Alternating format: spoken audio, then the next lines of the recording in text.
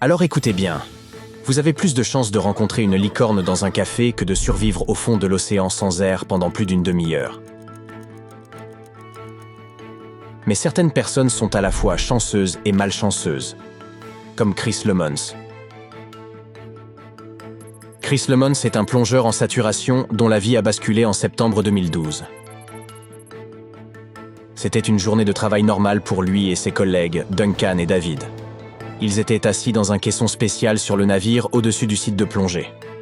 Ensuite, ils sont entrés dans une cloche où il était serré comme des sardines. Cette cloche est suspendue au navire et ils s'en servent pour se rendre sur les sites de plongée. Elle ressemble à la machine à pince avec laquelle on attrape les jouets dans une fête foraine, mais au lieu d'une pince, il y a une petite chambre. Ils sont arrivés sur le site de plongée et Chris et Dave se sont préparés à plonger.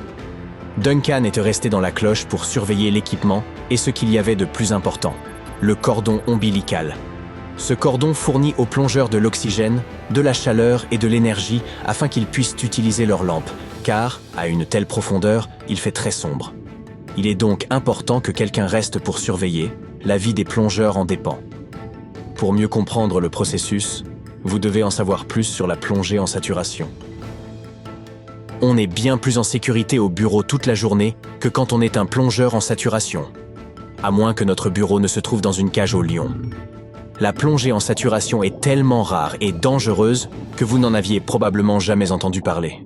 Les plongeurs descendent à des profondeurs incroyables afin de travailler sur des conduites d'hydrocarbures. La plongée, en général, peut être risquée en raison de ce que l'on appelle les accidents de décompression. Si vous plongez trop profondément et remontez trop rapidement à la surface, de minuscules bulles d'azote peuvent se former à l'intérieur de votre corps, ce qui peut entraîner de graves problèmes de santé, voire pire. Ce n'est pas un problème pour les plongeurs ordinaires, car ils ne plongent pas aussi profondément que les plongeurs en saturation. Les plongeurs en saturation descendent de 200 à 300 mètres sous l'eau. C'est presque la hauteur de l'Empire State Building. Remonter à la surface depuis cette profondeur folle peut prendre jusqu'à 2 semaines. Il faut moins de temps pour aller sur la Lune et en revenir. Il est pratiquement impossible de rester dans l'eau pendant 2 semaines. Les plongeurs ont donc une astuce qui leur permet de rester en vie. Un caisson astucieusement conçu pour avoir la même pression que le fond de l'océan. Ils passent des mois dans ce caisson. Le caisson est isolé. C'est comme être en prison, mais en pire. Vous ne pouvez pas en sortir, quoi qu'il arrive. Le monde pourrait être en feu. Vous devriez rester à l'intérieur ou mourir. Ce qui est bien, c'est que les plongeurs ont accès à Internet. Le caisson est rempli d'un mélange d'hélium et d'oxygène, donc si vous voulez appeler votre famille, vous aurez une drôle de voix. La plupart des plongeurs n'appellent personne parce que c'est amusant d'inhaler de l'hélium et de parler d'une drôle de voix pendant un court instant, mais ce n'est pas très agréable de le faire pendant des semaines. Maintenant, vous en savez plus sur ce métier et sur sa dangerosité. Grâce à toutes ces astuces, les plongeurs peuvent faire leur travail sans courir de risques importants. Mais parfois, les gens n'ont pas de chance. Revenons à notre histoire. Chris et Dave devaient se remplacer une section de conduite et effectuer des contrôles réguliers au fond de la mer du Nord. Pour eux, c'était un travail de routine, mais les conditions météorologiques au-dessus n'étaient pas très bonnes.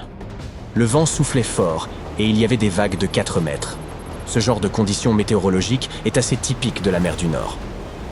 Il n'y avait donc rien à craindre. Le navire chargé de la mission était doté d'une fonction pilote automatique.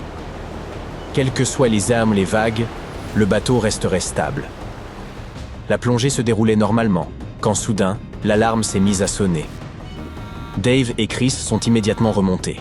David a réussi à atteindre la cloche sans encombre. Mais la corde de Chris s'est accrochée au bord du collecteur et, malgré tous ses efforts, il n'a pas réussi à la dégager. Il s'est dit que cela n'aurait pas dû arriver, que c'était anormal. Il a entendu la corde se tendre. Puis, il s'est rendu compte que le bateau avait commencé à bouger.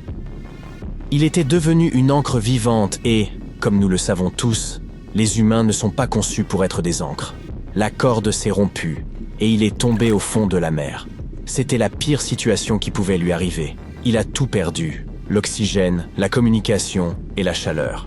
Il allait soit geler, soit suffoquer. Il disposait d'environ 5 minutes d'oxygène d'urgence, mais c'était loin d'être suffisant pour survivre. Il lui fallait grimper jusqu'au collecteur pour être secouru. Mais lorsque le cordon s'était rompu, sa lumière s'était éteinte. Il a donc dû se déplacer à tâtons dans l'obscurité totale de la mer.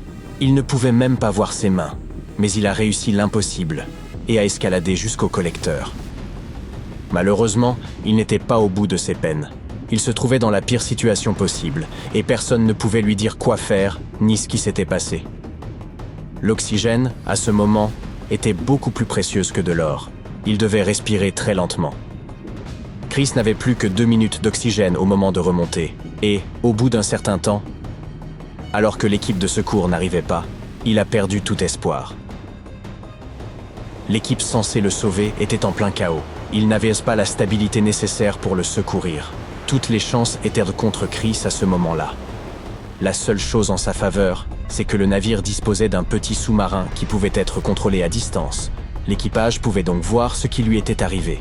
Sur le site de plongée, c'était comme dans un film d'horreur. On ne peut pas détourner le regard, et ce qu'on voit nous marque à jamais. Il s'attendait à voir le plongeur dans le pire état possible. Par miracle, il bougeait encore, mais plus très longtemps. Des centaines de personnes étaient rivées à leur écran, regardant leurs collègues souffrir. Ils n'étaient pas très loin du site, mais ils ne pouvaient rien faire pour sauver leur ami. Une fois le navire stabilisé, ils se sont rendus à l'endroit où se trouvait Chris. Ils avaient déjà perdu tout espoir et descendaient d'hommes seulement pour récupérer le corps. C'est David qui était chargé de récupérer notre ami. Il se sentait à bout de nerfs, mais se préparait mentalement à relever le défi. Environ une demi-heure plus tard, David arriva enfin à destination. Il attrapa immédiatement Chris et grimpa dans la cloche. Duncan les attendait à l'intérieur. Lorsqu'ils arrivèrent, Duncan enleva immédiatement le masque de plongée de Chris. Ce qu'ils virent était terrifiant. Le visage de Chris n'avait pas sa couleur habituelle et il était froid. On aurait dit qu'il était mort. Duncan essaya de lui donner les premiers soins, quand soudain, Chris se leva d'un bond, plein d'entrain, et s'assit sur son siège. Dave et Duncan n'en croyaient pas leurs yeux. Chris semblait aller très bien. Des tas de médecins l'examinèrent et annoncèrent qu'il était en aussi bonne santé que peut l'être quelqu'un qui a passé une demi-heure sans respirer. Selon toute vraisemblance, il n'aurait pas dû survivre plus de 3 minutes. À ce jour, aucun scientifique ne sait comment il a survécu. Il se peut qu'il ait été exposé à un niveau élevé d'oxygène dans la chambre et qu'il ait donc disposé de niveaux plus élevés que la normale. La température très basse a aussi pu ralentir son métabolisme et l'empêcher de perdre trop d'énergie, mais personne n'en est sûr.